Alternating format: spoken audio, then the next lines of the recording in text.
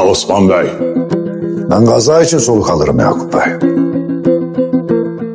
Kimin ile yapacaksın? Hesap belli. Kitap belli. Cümlenizin toplamı benim ordumun yarısı etmez. Germiyanın altı olmayan da direnemezsiz. O vakit. Bu bizim için şanlı bir son olur Yakup Bey. Ya.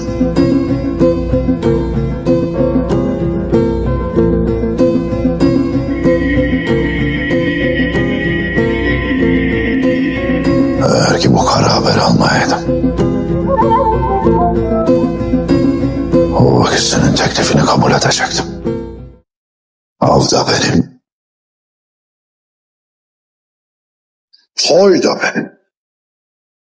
Yetmezse senin de canını alacağım.